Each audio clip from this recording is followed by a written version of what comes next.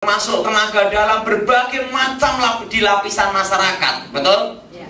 Bahkan banyak orang menyebut namanya dari Ki Edan sampai Ki Goblok, betul? Betul? Ya. Ki Edan sampai Ki apa? Nah, ada lagi sampai bila perlu Ki Mata Sedeng juga perlu ada juga. Nah. Jadi semua menyebut nama-nama itu supaya menarik seseorang. Kalau kita perhatikan kalau namanya Ki Goblok berarti orangnya pekok, betul? Kenapa orangnya datang ke sana, betul nggak? Nah, sekarang banyak sekali orang mengarah ke dalam okultisme. Orang-orang pandai, bahkan yang ahli kimia, fisika, bila perlu sampai kepalanya botak di tengah, itu pun juga belajar, betul? Ingin tahu hal yang gaib. Bahkan di TV-TV yang paling laris itu acara misteri, betul? Saya kalau acara misteri, kebanyakan saya matiin. Kenapa saya matiin? Sejak kecil saya ngelihatnya setan terus, bosan. Nah, saya beritahu saudara, sekarang dan banyak sekali orang-orang nabi-nabi palsu, dukun-dukun palsu, kuasa-kuasa gelap ya, yang memakai kedok agama untuk menarik semua orang yang beragama, betul? Termasuk agama Kristen, Katolik, Islam, berbagai macam lapisan, Buddha, Hindu. Ngaku pokoknya dukunnya semua agama bisa diterima, betul? Dan itu di berbagai lapisan masyarakat.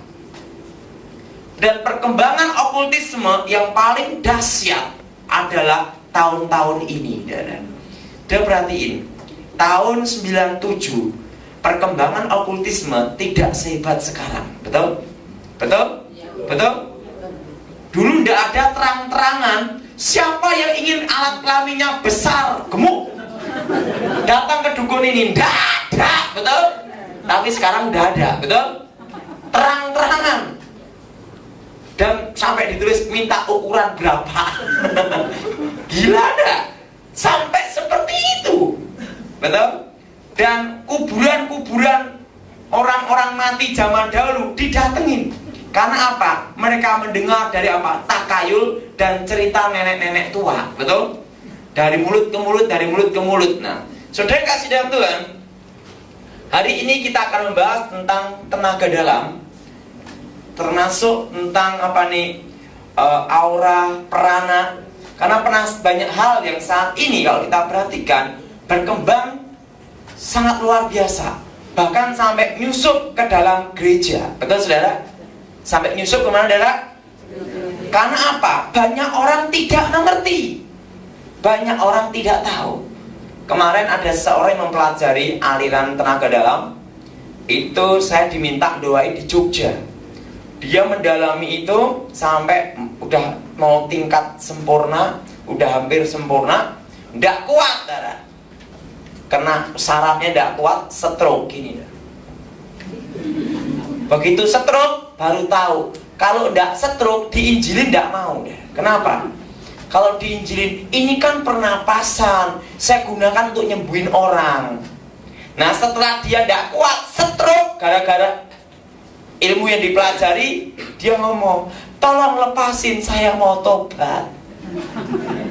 Tapi udah terlanjur stroke. Nah, kebanyakan orang menyesal itu pada waktu dia mengalami masalah, betul? Nah, repotnya kalau stroke-nya sembuh, kalau stroke-nya diteruskan game, repot, betul nggak? Betul? Nah, sekarang tak jelaskan tentang tenaga dalam. Banyak hal, versi-versi tentang pengajaran tenaga dalam. Banyak versi tentang apa yang disebut prana dan lainnya. Tapi pada hakikatnya itu semua sama. Satu intinya. Tak maksud saya?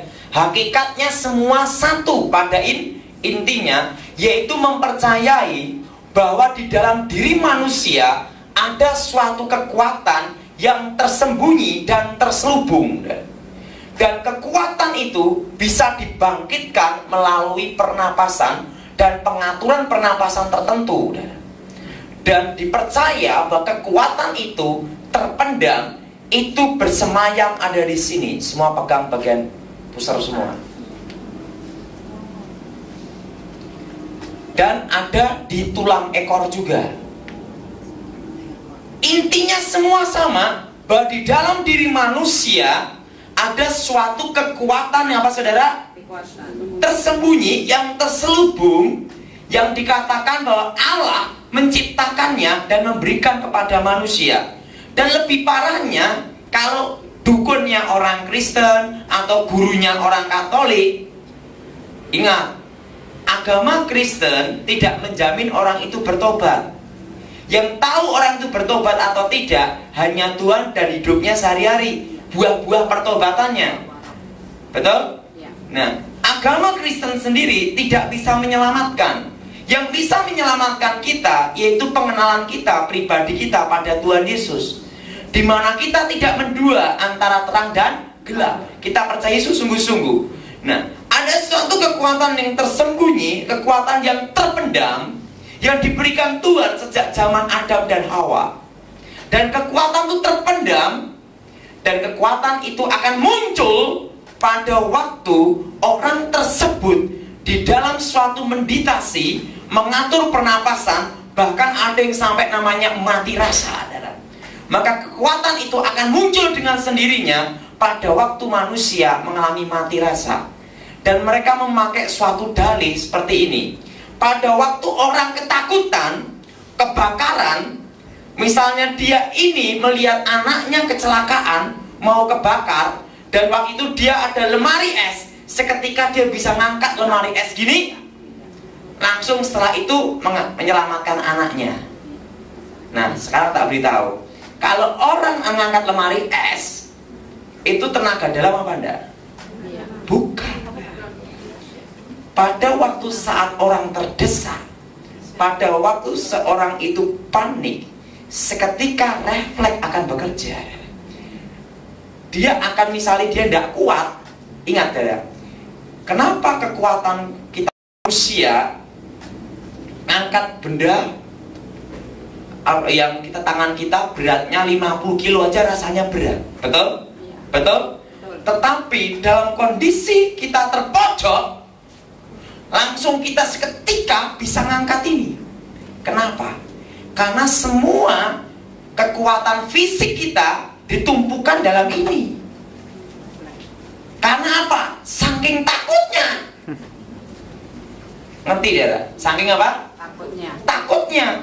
Tapi itu nanti kalau sudah dia sadar lagi dari refleksnya, biasa. Karena apa?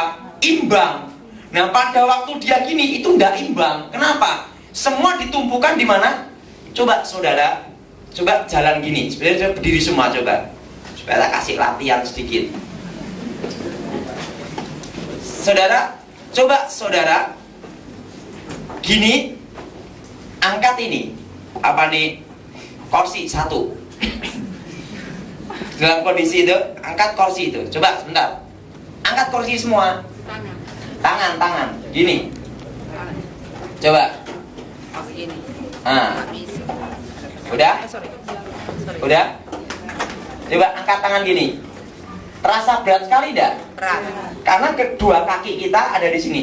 Coba kedua kaki gini. Lebih berat tidak? Tapi ingat, jangan tertumpu gini. Kedua kaki gini. Posisi gini semua, coba. Nah, udah? Coba pegang gini. Terasa berat sekali tidak? Berat, ya kan? Nah, sekarang saudara gini. Kaki satu aja, kesan gini. Saat angkat itu. Oh iya. Lebih ringan. Ringan enggak? Lebih ringan. Lebih ringan. Nah, silakan duduk. Sebenarnya kasusnya seperti itu. Jadi pada waktu orang itu misalnya kena ini lemari es, kenapa dia ngangkat gini enggak kuat? Karena kedua kakinya gini.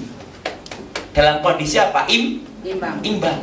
Tapi kalau dia saking takutnya, dia gini, tertumpu gini, lebih kuat enggak? Lebih kuat enggak, saudara? Lebih kuat enggak? Lebih kuat.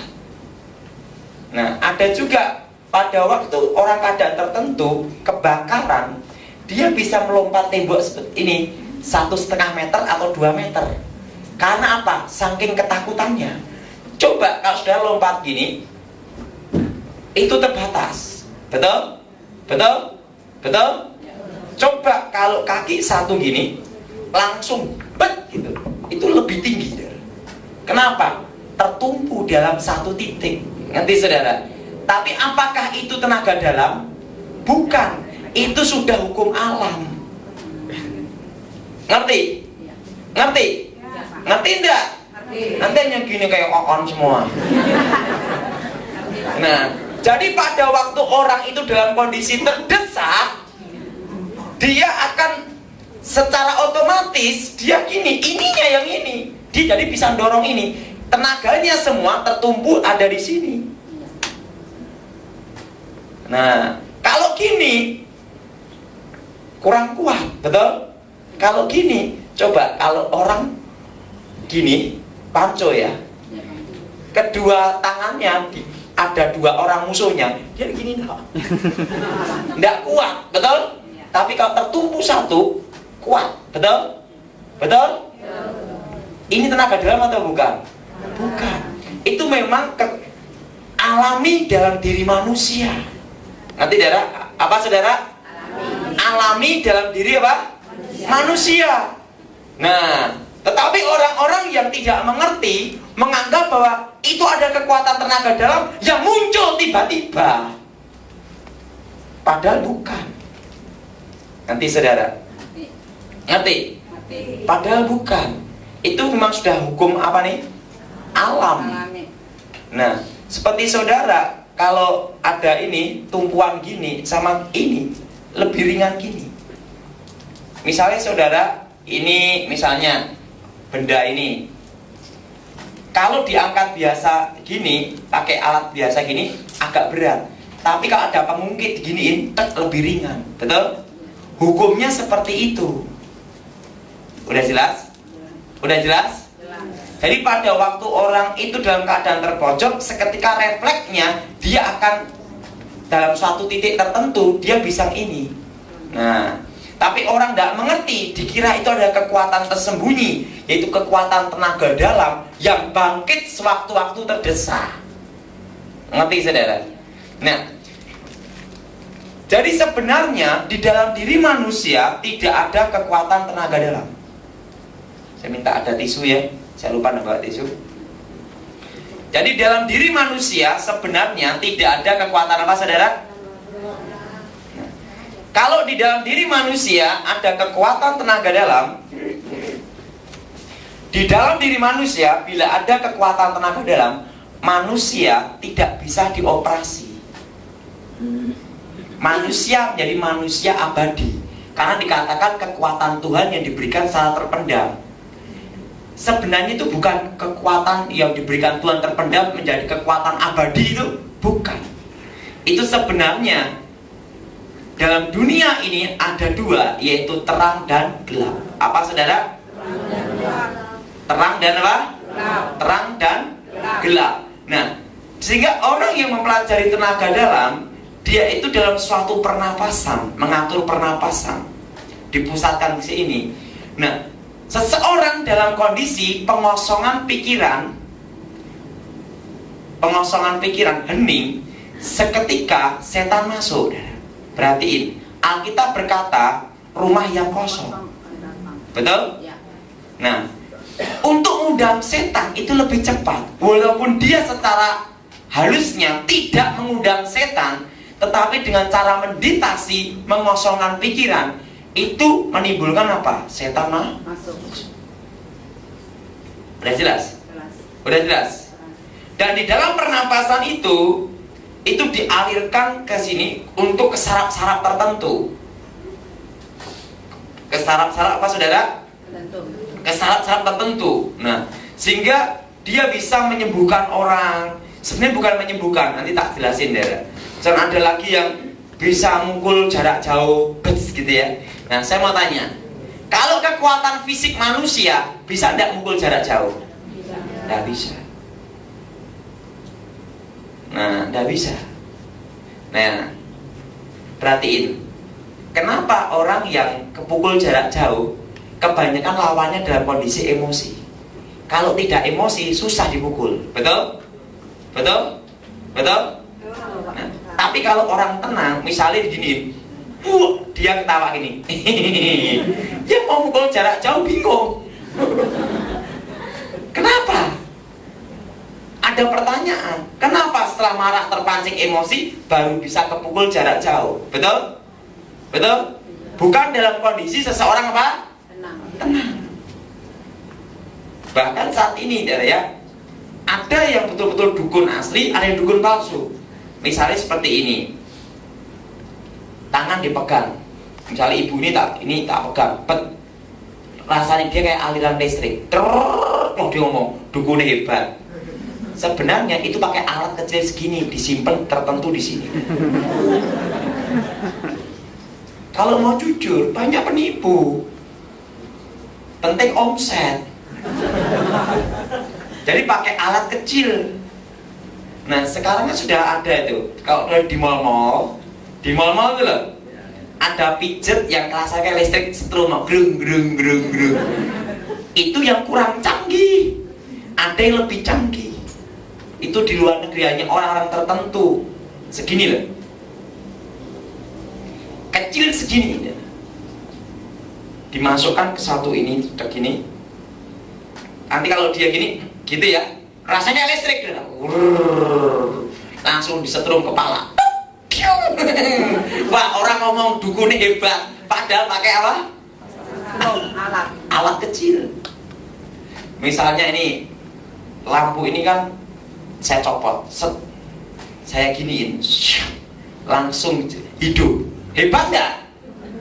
Itu pakai apa? Alat sejenis kayak remote, tapi remote yang canggih. Ngerti saudara? Ngerti? Saya mau tanya, remote itu mobil cetek hidup enggak? Itu ada alatnya.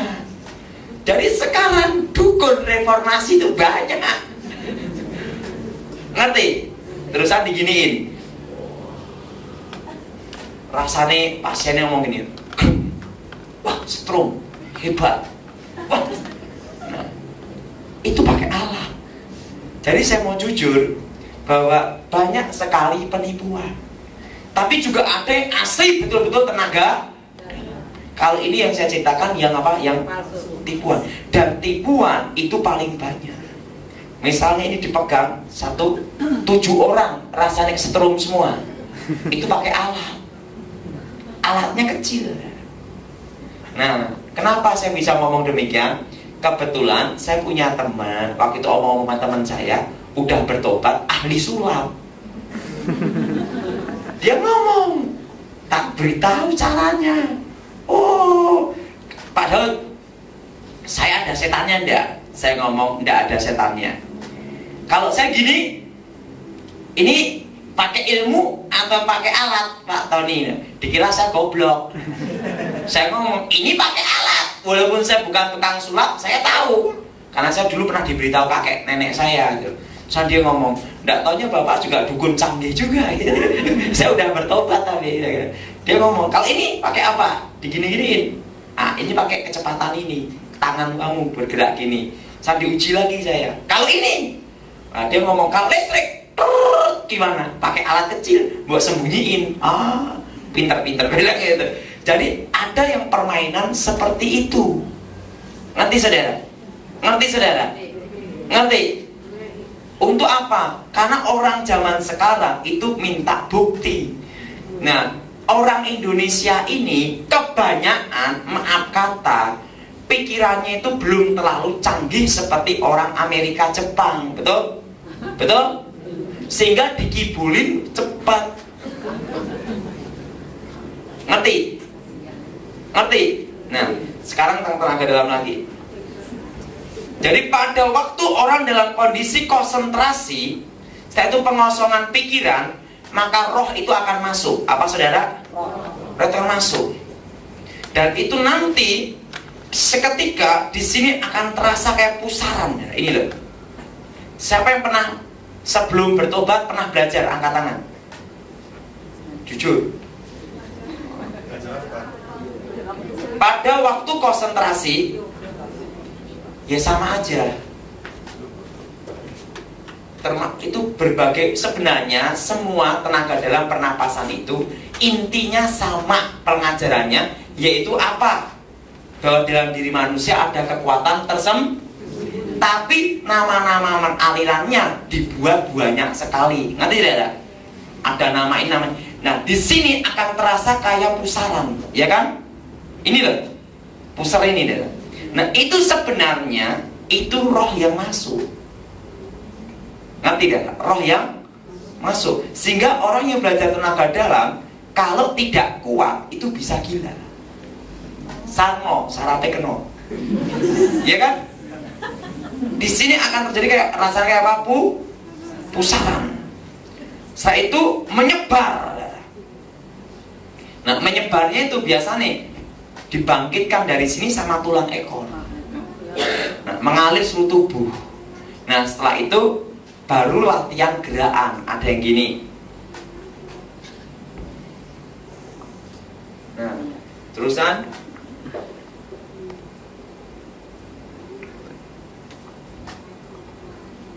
Ada yang gini. Tapi gerakannya sebenarnya adalah penyembahan kepada tentara langit, dewa-dewa langit. Penyembahan kepada dewa-dewa tentara apa? Langit. Dan ada juga gerakan seperti ini. Pada waktu dia gini konsentrasi, dia akan kemasukan jurus ular. Walaupun dia tidak mempelajari silat, seketika ada jurus ular. Karena apa? Waktu itu dia meminta untuk apa? Dewa ular. Kalau dalam aliran lain disebut apa? Dewa ular. Dewa ini masuk sehingga dia bisa jadi ular. Sebenarnya gini, aliran-aliran gini tidak menyangkut agama. Tidak menyangkut apa? Agama. Itu adalah pengalaman seseorang dijadikan ke doktrin.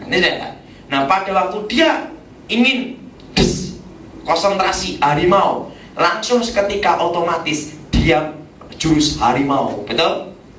Betul? Karena apa? Roh itu masuk. Karena gerakan-gerakan itu adalah penyembahan kepada apa? Dewa-dewa binatang. Dewa-dewi binatang. Dan kalau yang ini ada yang gini, terusan gini, langsung gini. Itu penyembahan kepada dewa langit.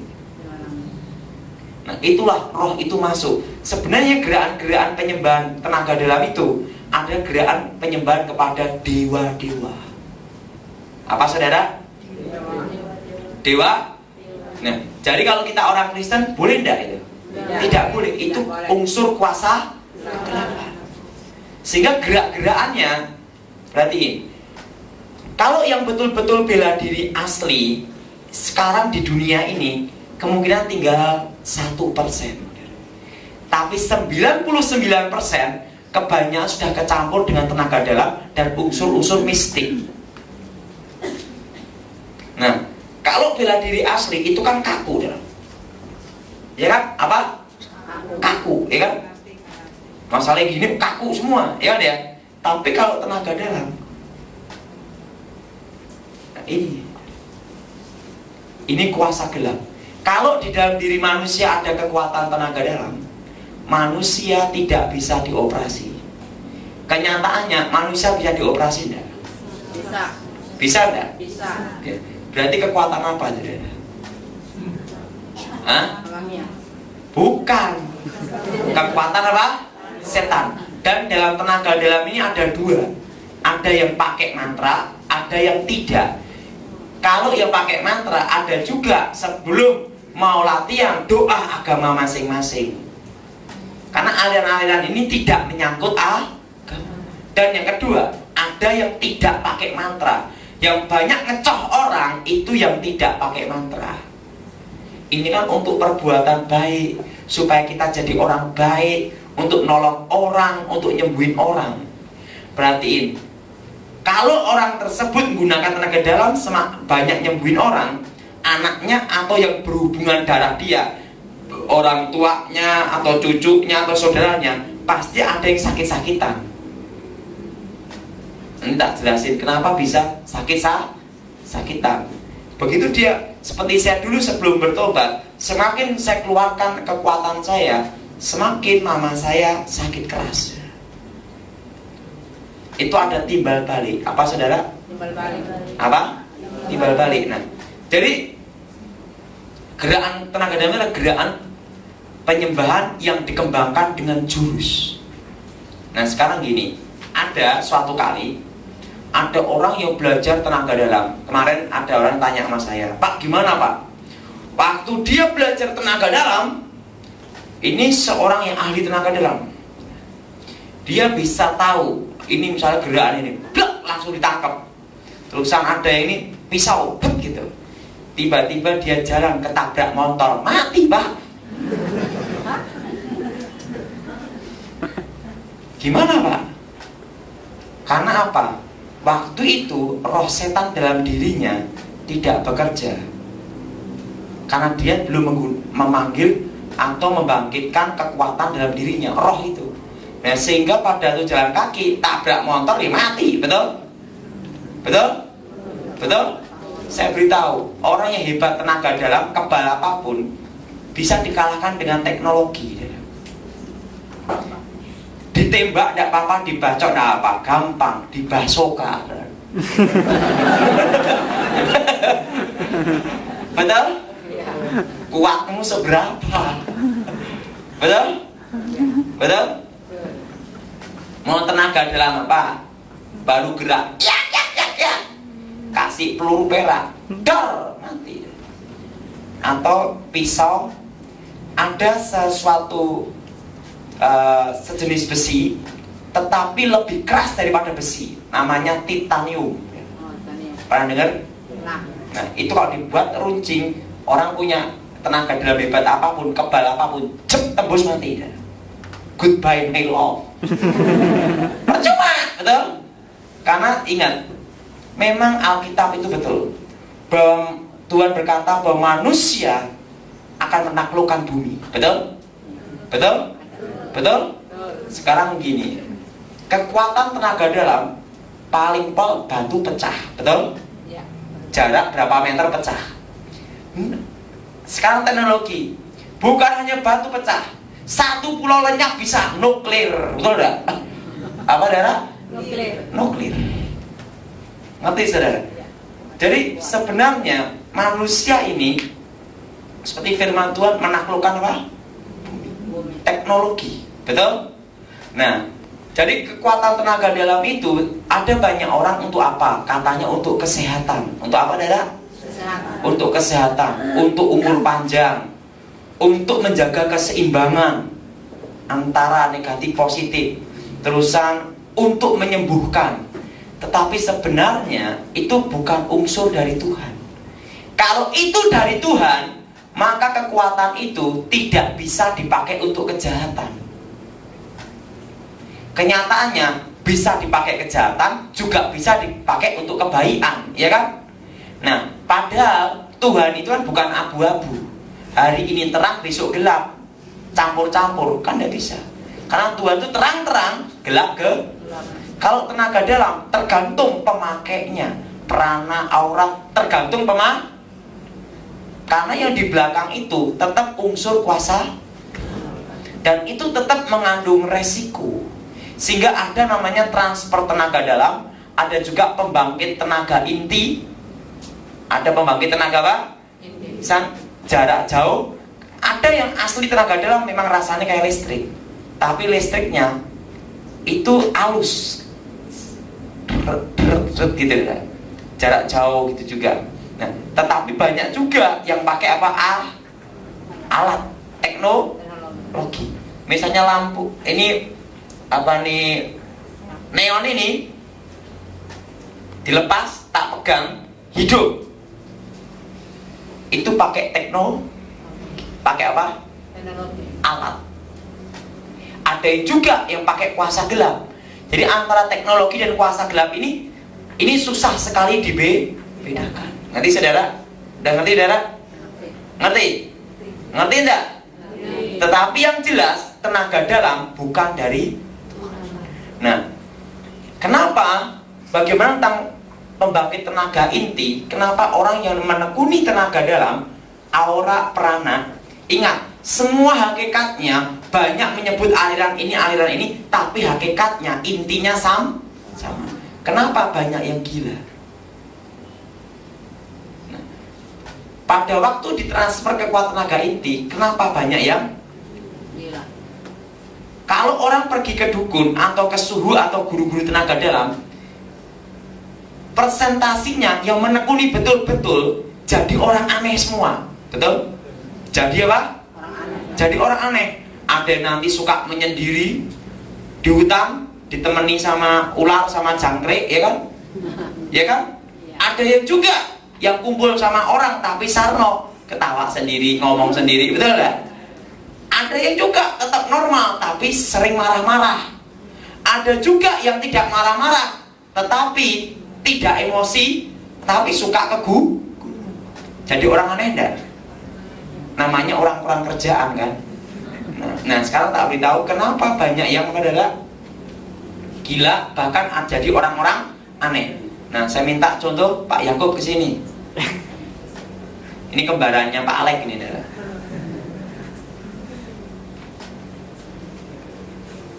Sudah pernah dengar kembar grup, saudara? Nah, tadi ini Alek, ini ya Yakub. Hari ini udah potong, haleluya. Ini waktu ketemu pertama kali itu saya kaget, gondrong. Sekarang potong jadi anak yang baik. Nah, sekarang tak beritahu. Kenapa banyak yang alami adalah gila dan jadi orang aneh? Pada waktu pembangkit tenaga inti, ada belakang. Itu kan gini, ini, sini, ada yang kepala, ada yang tangan, semua sama. Nah, pada waktu ini kekuatan masuk, itu akan masuk ke saraf-saraf semua, masuk ke saraf manusia, dan itu nanti salah satunya akan masuk ke sini. Manusia memiliki otak kecil dan juga untuk keseimbangan, untuk mengontrol semua kegiatan tubuh kita, betul? Nah, pada waktu masuk ke sini, sehingga volume otak, ada suatu kekuatan asing seketika akan bertambah, betul? Tetapi di luar kewajaran. Di luar apa? Nah, sehingga ini akan terjadi apa? Goncangan. Kalau otaknya ini tidak kuat, dia akan jadi orang gila. Sarno, sarapnya keno. Karena apa? Kekuatan ini masuk untuk menekan semua volume saraf ke otak. Otak kan ada volumenya, betul? Betul?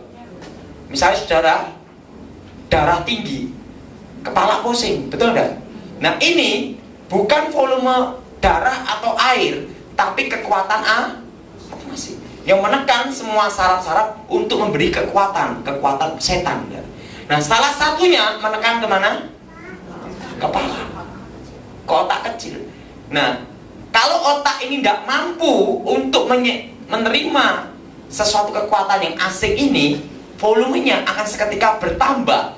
Kalau bertambah dengan tidak normal, pasti akan terjadi kerusakan saraf. Betul? Makanya jadi gila. Yang kena otak kecil. Bahkan ada yang lupa akan masa lalunya. Terjadi namanya amnesia. Ngerti? Ngerti? Tetapi kalau kuat, maka dia, roh ini akan masuk ke otaknya, sehingga dia jadi orang aneh, suka diem, menyendiri, bahkan hidup di gunung. Kenapa hidup di gunung? Karena semua aktivitas tubuhnya seketika tidak normal seperti dulu lagi. Karena apa? Ada suatu kekuatan asing yang memenuhi otaknya, sehingga dia lebih suka menyendiri. Dan biasanya kalau ngomong jarang, seperlunya aja. Makasih. Udah dedek dia. Ngerti saudara? Ngerti. Seumpama volume otaknya ini bisa menerima, ini akan terjadi suatu goncangan. Sehingga orang yang belajar tenaga dalam, meditasi tertentu, kebanyakan untuk berpikir sulit-sulit, dia males. Kenapa dia tidak seaktif yang dulu lagi? Karena ini sudah dikuasai. Volume otaknya jelas ya? Kalau tidak kuat akan terjadi kerusakan apa? Kerusakan apa? Kerusakan saraf. Dan kebanyakan yang tidak kuat itu bagian kepala. Pada waktu transfer pembangkit tenaga inti, tenaga dalam, jarak dekat. Jarak jauh sama.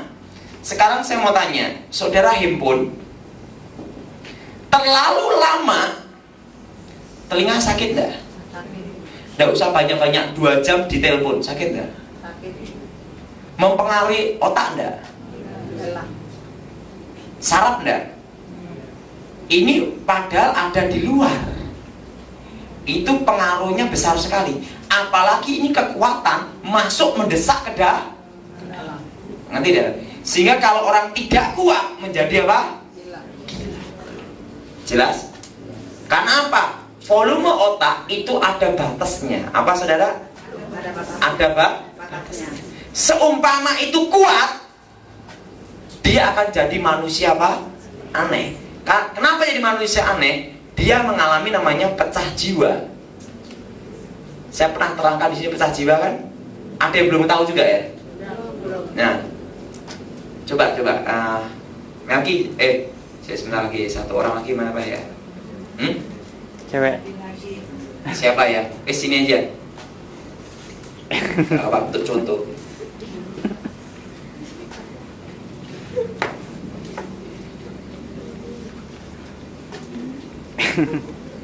Kenapa banyak orang yang mempelajari tenaga dalam, kedukun-dukun ilmu-ilmu, banyak yang mengalami pecah jiwa. Pecah jiwa itu yaitu mengalami 2 pribadi ganda. Apa saudara? Apa saudara? 2 pribadi ganda. Nah, dia punya sifat, saya punya sifat. Saya punya pribadi, dia punya pribadi.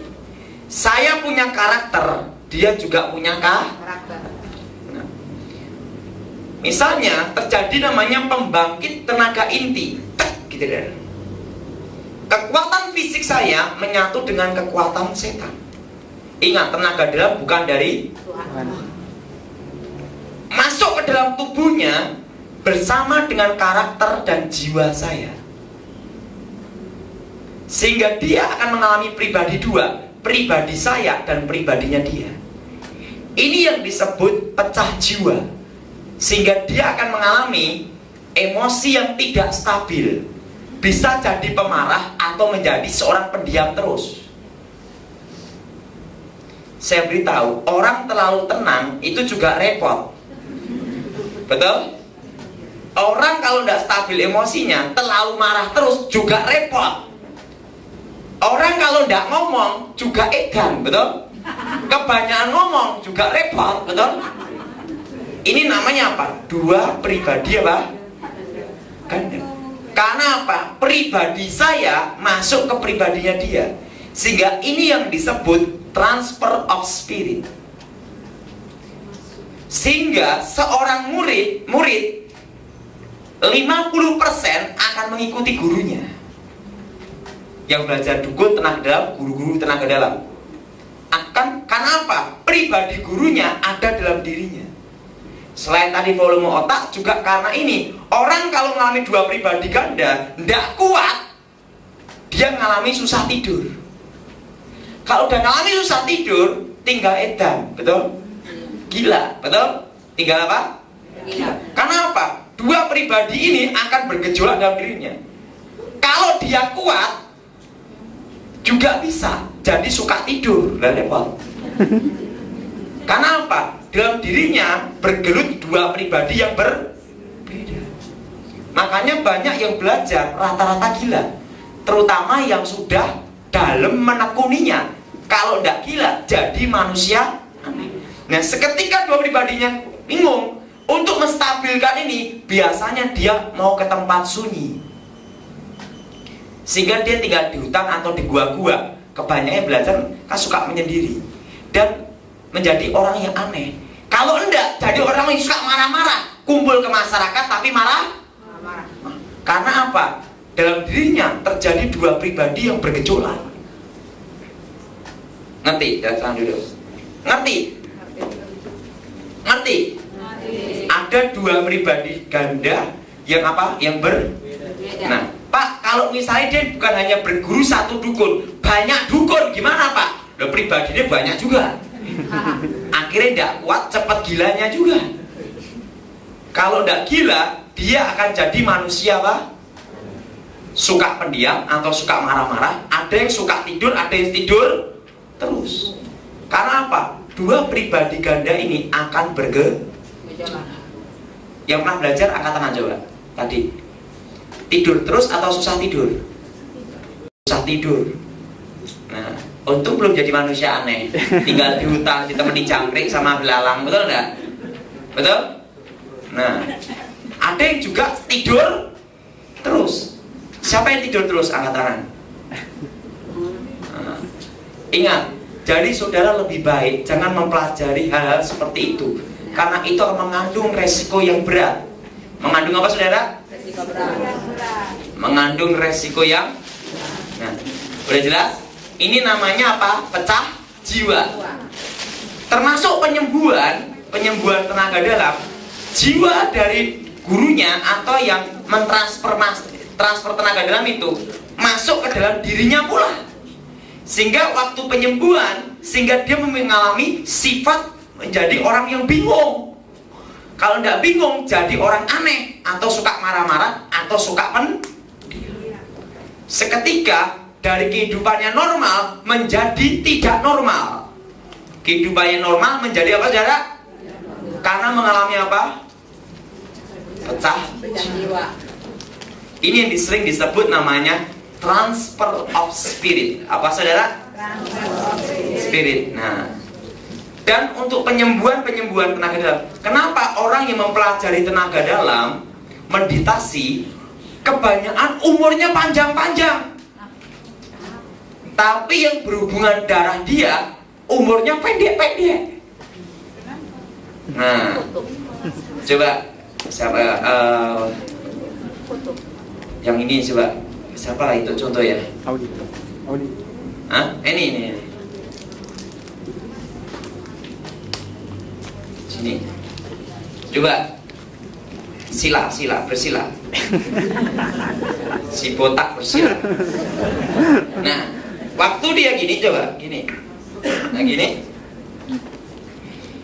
Dia pernapasan untuk membangkitkan tenaga inti. Walaupun meditasi, orang membutuhkan keluar tenaga fisik. Keluar tenaga fisik. Nah, di dalam tenaga dalam ada namanya teori keseimbangan. Apa saudara? Keseimbangan. Teori apa? Keseimbangan. Keseimbangan. Nah, ini saudara, pada waktu dia gini, keluar. Pernapasan keluar masuk. Tenaganya dia terkuras. Harus ada suatu kekuatan lagi untuk memperbarui kekuatannya. Betul? Nah, itu yang berhubungan darah dia, yaitu yang berhubungan darah anaknya atau istrinya atau kakek neneknya atau ayahnya. Itu kan dalam diri manusia ada namanya sistem kekebalan tubuh. Apa saudara? Sistem kekebalan tubuh. Nah, itu seketika bagian sini sampai bagian sini, ini akan tersedot masuk ke dia, sehingga setelah dia meditasi, badannya akan lebih segar karena daya tahan tubuhnya akan bertambah terus. Tetapi yang berhubungan darah dia, daya tahan tubuhnya tambah berkurang, disedot. Nah, kalau manusia banyak kehilangan sistem kekebalan tubuhnya, banyak virus, bakteri yang masuk, sehingga manusia sering sakit-sakitan. Sehingga yang berhubungan darah dengan dia akan sering sakit, bahkan banyak yang mati muda. Tapi umurnya dia tambah panjang. Karena apa? daya tahan tubuhnya dia selalu baru terus. Nah, demikian kalau dia nyembuhin orang gini, daya tahan tubuh orang itu masuk ke dia. Ingat, keseimbangan negatif Positif. sehingga pada waktu ini keluar harus ada sesuatu yang masuk. Nah, sistem kekebalan tubuhnya pasien itu dari sini masuk ke dia, gini. Dia akan semakin dia banyak nyembuhin orang, semakin tambah kuat. Tapi orang yang disembuhin semakin lemah, dan dia akan mudah sakit-sakitan. Umur saya panjang, umurnya dia dipendek.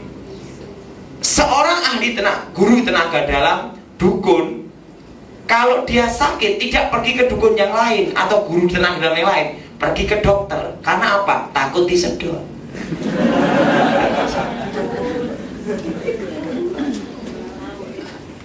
Ngerti? Kenapa banyak dukun antri ke dokter? Betul nggak?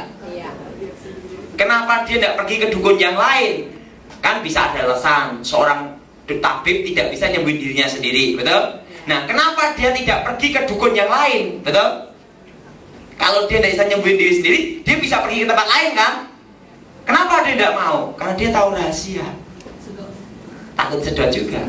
Nah, siapa yang mau daftar? Yang jadi pertanyaan. Semakin dia banyak nyembuhin orang, semakin daya tahan tubuhnya semakin apa? Kuat. Umurnya tambah panjang. Sehingga orang yang belajar ilmu tenaga dalam maupun mantra-mantra, setiap meditasi badannya tambah segar, tambah kuat. Tapi orang-orang sekelilingnya yang berhubungan darah tambah Lemah. Sistem kekebalan tubuhnya yang disebut teori Keseimbangan. materi in energy namanya. Apa darah? Materi in energy. Energi in materi. Di dalam materi ada energi. Di dalam energi ada materi. Itu memiliki arti tersembunyi. Artinya itu. Nah, jelas. Jadi tenaga dalam itu bukan dari Tuhan. Menyelamatkan orang atau menjerumuskan orang. Nanti saudara, selain juga mempengaruhi otak, sifat karakter orang, juga mengalami pecah jiwa. Dan selain itu juga akan banyak kehilangan sistem kekebalan, maka orang tersebut akan sering sakit-sakitan. Jelas? Jelas? Nah, kutukannya apa Pak? Yang tenaga dalam itu, yaitu keluarga sakit-sakitan. Kenapa keluarga bisa sakit-sakitan? Karena kesedot daya tahan tubuhnya. Pak, kalau ayah kami belajar tenaga dalam, tapi saya percaya Yesus, kesedot enggak Pak? Tidak, karena kita dilindungi Tuhan. Termasuk suami saudara, walaupun belajar tenaga dalam, tapi sudah percaya Yesus, saudara tidak bisa kesedot. Tetapi yang tidak percaya Yesus, ayah atau ibunya atau anaknya yang tidak percaya Tuhan, kesedot semua. Sehingga banyak yang sakit. Nah, dan setan itu tidak bisa nyembuhin. Itu hanya seperti kayak doping. Saudara misalnya badan capek, lemah gitu. Minum Kratinden, strong, betul? Iya kan? Langsung mata ini M116. Berapa? Hah? Wah, M150 dari Jackie Chan. Karena apa? Itu sebenarnya kayak orang minum doping. Nanti saudara minum apa? Doping. Misalnya saudara tidak bisa tidur, minum kopi. Kok minum kopi? Saudara ingin waktu itu bertahan supaya tidak tidur. Lek-lekan loh. Minum apa? Kopi. Seperti itu. Doping. Misalnya orang sakit bagian sini, seret gitu ya.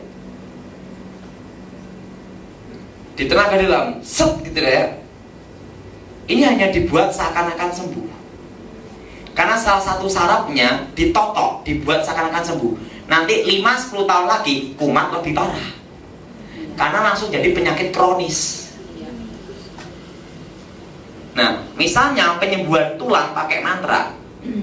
Tulang sini retak, tapi bukannya tulang putus tel, nggak bisa tuh. Kalau udah tulang retak, retak aja lah, baca mantra.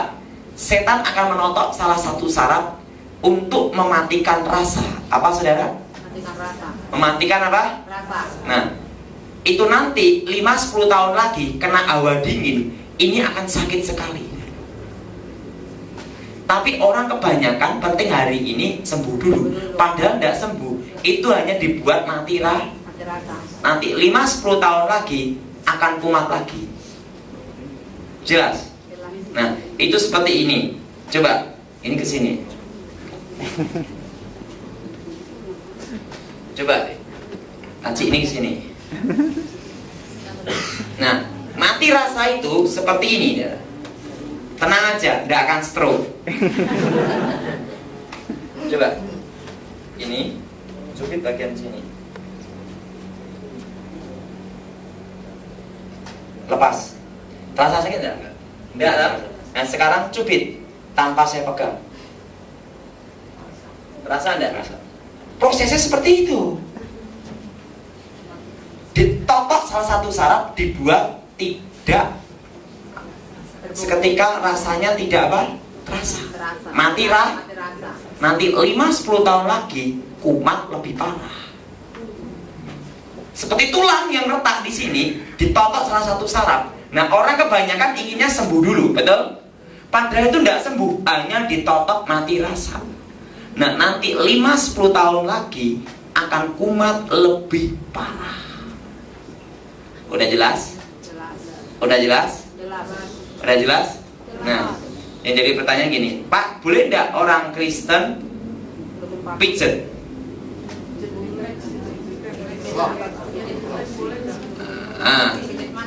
Nah, kalau pijet refleksi itu tidak apa-apa, asal tidak boleh pakai tenaga dalam atau mantra. Tapi sekarang ada tukang pijet canggih, tidak usah pakai orang, tapi cukup cari di mall pakai alat di kaki jalan. Iya kan? Betul tidak? Betul tidak? Ada apa? Alat khusus kan? Boleh tidak? Terus harganya tidak terlalu mahal. Ini bukan promosi. 1.800.000 sudah dipakai untuk setiap kali mau pijet. Ada yang 3 juta. Pijet itu tidak apa-apa, karena itu gini, itu juga ada namanya unsur kesehatan juga. Sudah jalan di kerikil-kerikil sama juga. Nah itu untuk melancar jalan darah. Yang tidak boleh kalau seseorang itu pakai tenaga dalam, ada yang pakai trosoel listrik itu. Tapi yang listrik ini pun banyak yang palsu. Yang asli jarang. Nanti saudara, banyak yang pakai apa? Yang palsu termasuk dosa juga. Kenapa? Nah berarti saudara kan ingin datengin setan, betul nggak? Apalagi yang tenaga gini, tapi itu jahat. Nah orang yang punya yang asli itu kebanyakan bukan hidup di kota, tapi ada di gunung-gunung. Kenapa? Kebanyakan mereka sudah mengalami pecah jiwa, sehingga suka menyendiri, jadi orang aneh. Nah pasiennya pun daftar jadi orang aneh. Jelas? Jelas? Jelas? Nah kalau misalnya tusuk jarum, boleh enggak? Enggak boleh. Kan itu dari dokter, Pak. Yang ngomong enggak boleh angkat tangan. Yang boleh angkat tangan. Tak beritahu, tusuk jarum itu pun juga ada kesehatan juga. Untuk mempelancar saraf-saraf yang ini. Tapi yang tidak boleh kalau tusuk jarum pakai tenaga dalam, weng-weng vitamin komplit. Cuk. Jelas? Jelas? Nah, itu kan di plan ada butuh ini pakai ini ya, kelihatan. Nah, itu tidak boleh pakai kuasa gelap. Kalau itu kesehatan boleh enggak? Karena juga ada hamba Tuhan, pendeta yang ahli tusuk jarum. Tapi bukan pakai tenaga dalam atau kuasa gelap. Memang dia ahli di situ. Dokter juga banyak, ya kan? Yang tidak boleh kalau pakai tenaga. Nah, Pak, kalau misalnya kami tidak tahu pijet tapi orangnya Kalau saudara tidak tahu, Tuhan lindungi. Kalau tahu itu celah dosa, setannya masuk, kesedot entek gue. Jangan datangi itu bukan menyembuhkan. Nah, jadi sebenarnya kalau orang itu ingin sehat setiap hari, siapa yang ingin sehat? Angkat tangan coba.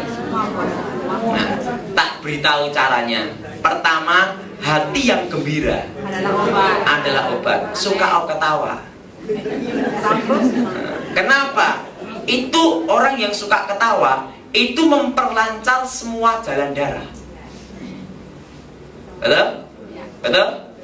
Sekarang gini, walaupun saudara ini minum vitamin, minum jus buah sampai sehari 1 truk, tapi hatinya susah terus, tetap sakit. Betul?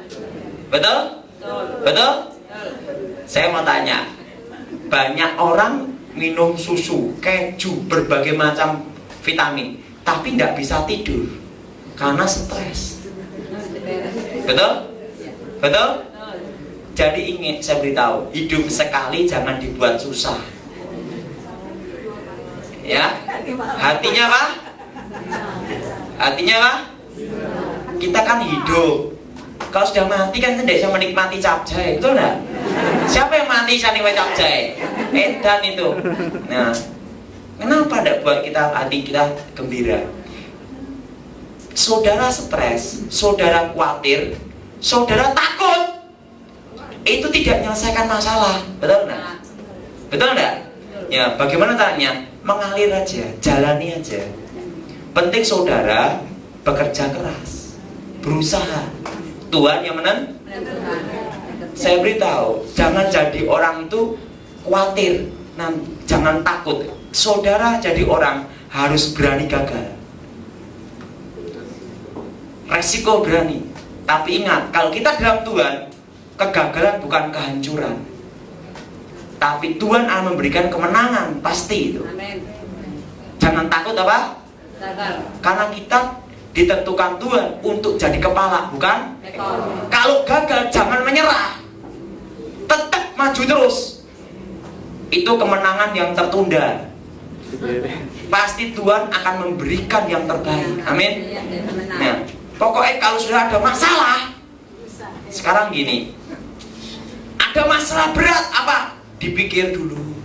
Enggak nyelesain masalah, saudara masuk ke rumah sakit jiwa, betul enggak?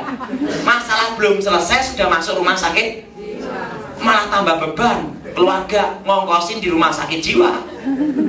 Jadi jalani aja apa adanya. Karena kekhawatiranmu tidak bisa mengubah jalan hidupmu dalam sehari, betul? Betul? Udah mengalir aja. Sekarang saudara sakit ambeien misalnya. Saudara stres, kenapa aku ambeien? Saudara berpikir apa, kenapa, obatnya apa, tapi tidak pernah bertindak, hanya jelongok terus. Ya ambeien tetap ambeien, betul?